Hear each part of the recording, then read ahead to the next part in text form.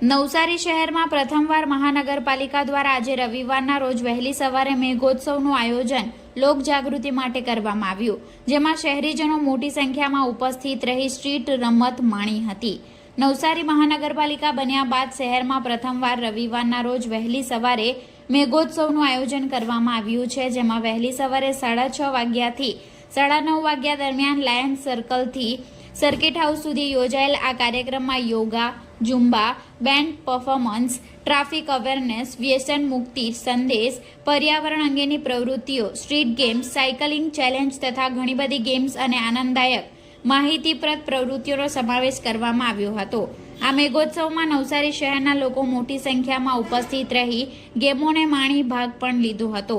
લોકો સોશિયલ મીડિયાથી દૂર જાય અને બાળપણને યાદ કરે તે માટે આ ગેમોનું આયોજન કરવામાં આવ્યું હતું।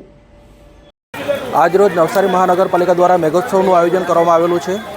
આ મેઘોત્સવના આયોજનની પાછળ મુખ્ય હેતુ એ છે કે બાળકોની અંદર આઉટડોર એક્ટિવિટીઝ છે એના માટે પ્રોત્સાહન મળે અને એક સારું પ્લેટફોર્મ પૂરું પાડવામાં આવે।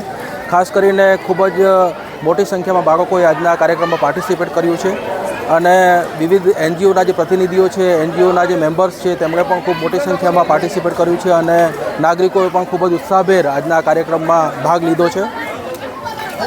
આજે નવસારી મહાનગરપાલિકા દ્વારા મેઘા ઉત્સવ ઉજવવામાં આવ્યો છે અને લુન્સીકુઈ પર રાખવામાં આવ્યો છે અને બાળકો બહુ ઉત્સાહભેર આજે અહીંયા રમવા આવ્યા છે। આટલો બધો વરસાદ પડવા છતાં પણ લોકો બાળકોનો ઉત્સાહ જોવા મળ્યો છે। આ મોબાઈલ યુગમાં લોકો મોબાઈલ છોડીને આટલા રમવા માટે આવ્યા છે। એ માટે નવસારી મહાનગરપાલિકાએ દર વર્ષે આવું આયોજન કરવું જોઈએ, મારું એવું કહેવું છે।